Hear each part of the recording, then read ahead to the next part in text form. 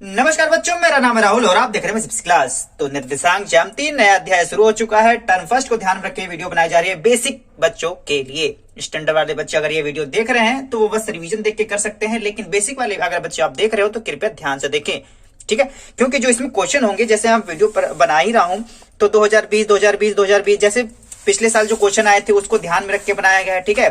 2020 जैसे मैं सारी वीडियो बना रहा हूँ, ये सब क्वेश्चन दिखा दे रहा हूँ ताकि जो भी क्वेश्चन लग रहे हैं आपकी इंपॉर्टेंट है और आपके जो टर्म फर्स्ट में वो आने लायक है।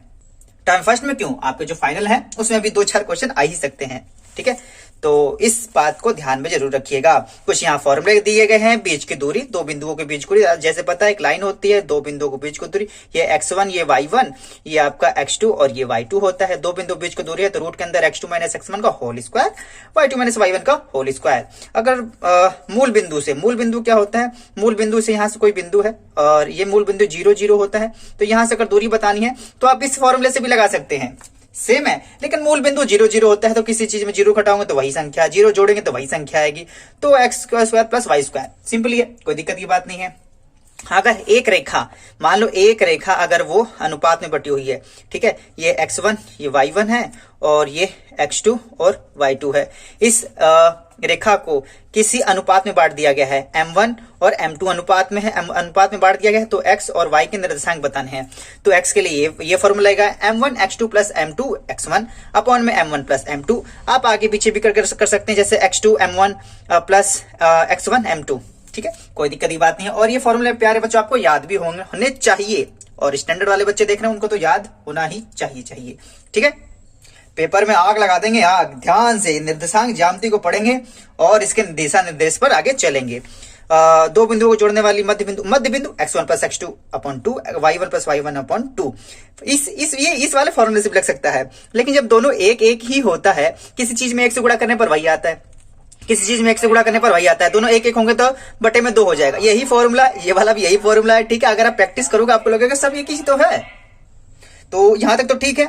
और क्षेत्रफल वाला, प्यारे बच्चों देखो, ये वीडियो जो मैं बना रहा हूँ 2021 में बना रहा हूँ, ठीक है। अगर क्या पता लोग पुरानी वीडियो बहुत दिनों के बाद देखे, 2022, 25, 30 में देखे, अगर चैनल जिंदाबाद रहा तो, ठीक है।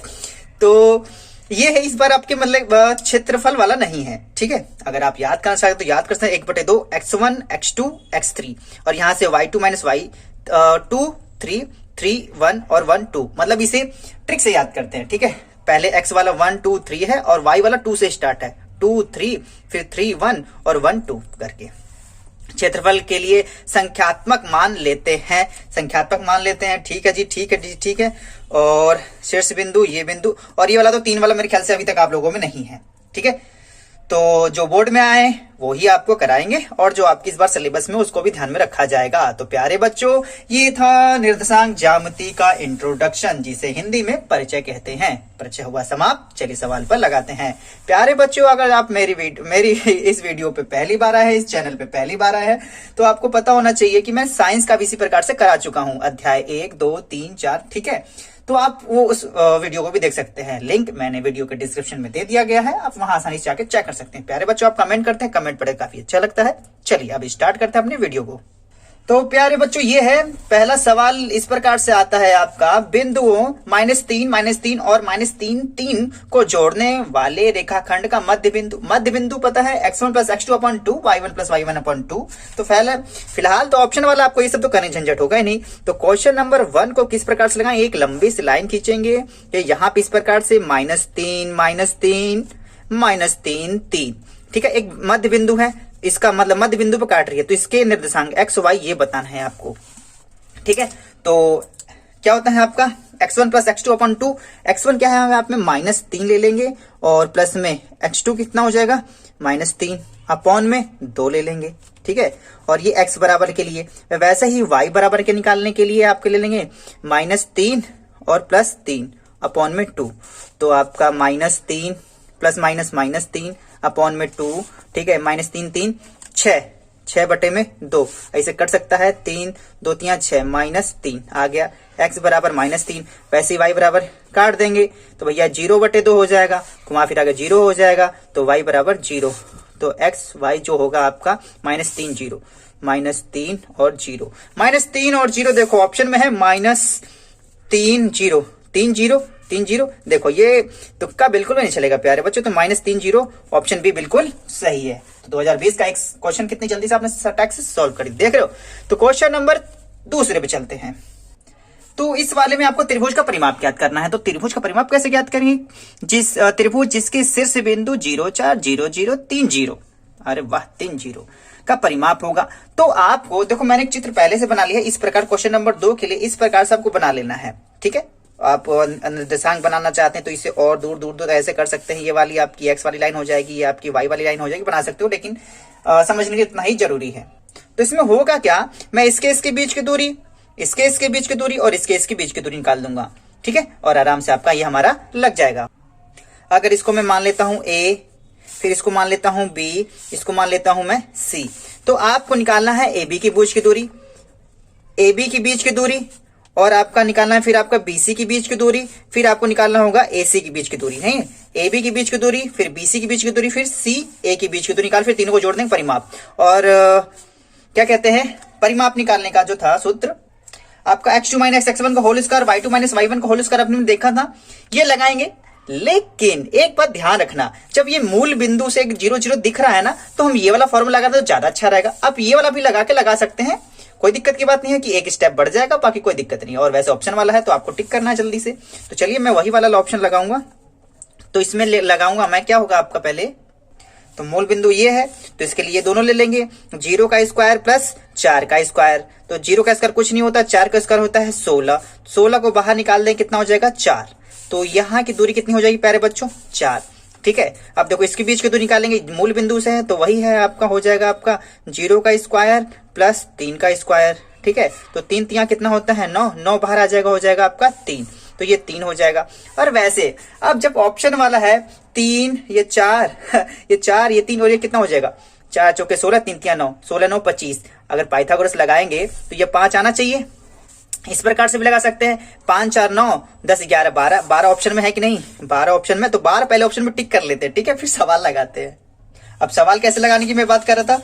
अब देखो हम फॉर्मूला ये वाला लगाएंगे, ये वाला फॉर्मूला लगाते हैं। अगर हमारा 12 आया तो बिल्कुल सही है, ठीक है प्यारे बच्चों। इसे थोड़ा सा मैं ऊपर रख लेता हूं और मैं इसे सूत्र से फॉर्मूले से मैं AC के लिए लगाने लगता हूं। तो AC के लिए लगाऊंगा पहले मैं, ठीक है। तो x2 - x1 यहाँ पे अगर मैं ले लेता हूँ 3 - 0, 3 - 0, 3 - 0 का होल स्क्वायर, ठीक है, प्लस अब यहाँ पे y2 - y1, ठीक है। तो आपका यहाँ पे आ जाएगा 0 - 4, 0 - 4 का होल स्क्वायर, ठीक है। अब यहाँ पे करते हैं, ये आपका 3 का स्क्वायर हो जाएगा, ये आपका -4 का स्क्वायर हो जाएगा। तो करेंगे तो आपका आ जाएगा ये 3 3 9 और 4 चुके 16, 16 9 25, 25 को बाहर निकालने कितना आ जाएगा 5 इकाई, बिल्कुल। अब आपका ये 5 इकाई सही है, अब तीनों जोड़ लो, 5 5 4 9 10 11 12, 12 परिमाप जो है इसका 12 बिल्कुल सही है। Oh my God. तो सवाल आपको भी काफी आसान लगा होगा। तो प्यारे बच्चों क्वेश्चन नंबर 3 की तरफ चलते हैं। क्वेश्चन नंबर 3 क्या है, ये 2020 में भी एक क्वेश्चन पूछा गया। यदि बिंदु A जो है -3b और b बराबर 1b + 4 को मिलाने वाला रेखाखंड का मध्य बिंदु P जो -1 और 1 है, तो b का मान ज्ञात कीजिए। अच्छा, तो क्वेश्चन में वैल्यू थोड़ी चेंज कर दी गई है, लेकिन सवाल वही है मध्य बिंदु वाला। तो सबसे पहले एक लाइन ड्रॉ करते हैं, एक मस्त वाली लाइन, ठीक है, एक मस्त वाली लाइन ड्रॉ करते हैं यहाँ पे, ठीक है, ये इस हिसाब से, ठीक। अब इसको नाम A और B रख देते हैं। यहाँ पे आपका A हो जाएगा, ये आपका B मान लेते हैं, और आपका ये मध्य बिंदु है, ठीक है, इसको मान लेते हैं हम P। मान क्यों लेते हैं, दिया ही गया है। A बराबर दिया गया था -3b और वहीं पे B बराबर दिया गया था 1, एक बार देख लूंगा नीचे से। तो B बराबर ठीक है 1b + 4, 1b + 4, ठीक है, और वहीं पे P बराबर था -1 और 1, ठीक है। बस बहुत ही सिंपल सवाल है। और मध्य बिंदु का फॉर्मूला क्या था, अगर मैं x बराबर लगाऊं तो x1 + x2 अपॉन में 2, और वहीं पे y बराबर y1 + y2 अपॉन में 2। मध्य बिंदु का फॉर्मूला था जो मैंने पेंसिल लिख दिया है। अब देखो अगर मैं x लगाऊं तो -1 यहाँ आ जाएगा, x1 ये आपका x1 हो जाएगा ना, और x1 और x2 ऐसे ऐसे चलता है और इसे x मान लेते हैं। तो x1 -3 और प्लस में x2 कितना है 1, x2 कितना हो जाएगा आपका 1 और पॉन में आ जाएगा 2, ये आपके x के लिए। वहीं मैं y के लिए लगाऊं तो यहाँ पे आपका 1 आ जाएगा। अब यहाँ पे ध्यान देना है y1 कितना हो जाएगा आपके पास, y1 यहाँ से b प्लस में अब y2 b+4 बटे में फॉर्मूला रख दो। अब यहाँ पे क्रॉस मल्टीप्लाई कर देंगे यहाँ से, ठीक है। इस वाले में b नहीं आया तो फिर लगाएंगे क्यों, बताना तो b का ही मान था, ठीक है। तो इसीलिए पहले मैं इसको सोल्व करना चाहूंगा। क्रॉस मल्टीप्लाई करेंगे 2 का 2 हो जाएगा बराबर b 2b मेरी भी उसकी भी, ठीक है। यहाँ पे हो जाएगा 4 इधर आ जाएगा, माइनस में आ जाएगा तो यहाँ पे 4 - 2 हो जाएगा, ये बराबर में 2b, तो ये माइनस से माइनस काट देंगे तो b बराबर -1। अब b बराबर आ ही गया यहाँ पे, तो इसको लगाने कोई मतलब नहीं बनता, ठीक है। तो -1 देखते हैं कि नहीं है यहाँ पे, -1 ये रहा, -1 है, बिल्कुल सही है -1। तो आज के लिए बस यही 3 क्वेश्चन रहेंगे, ठीक है। अगले वीडियो में मिलेंगे हम तो भाग 2 के साथ। भाग 2 में हम क्वेश्चन नंबर 4 से लगाएंगे। 2020 में जो क्वेश्चन प्यारे प्यारे आ रखे होंगे उसी को लगाएंगे। बीच की दूरी, ठीक है, किनारे की दूरी, वृत्त वाले और क्वेश्चन है, देख सकते हैं कितने कितने इंपॉर्टेंट क्वेश्चन है। तो इसे 4 से 5 भाग इसके होंगे, तो ठीक है प्यारे बच्चों। उम्मीद है इस वीडियो से आपको कुछ सीखने के लिए मिला होगा। तो वीडियो को लाइक जरूर कर दे, जिससे मुझे मोटिवेशन मिलता रहे और मैं इसी प्रकार की आपके लिए वीडियो लेके आते रहूं ICPC क्लास की। इस वीडियो को देखने के लिए धन्यवाद। तब तक के लिए जय हिंद, जय भारत।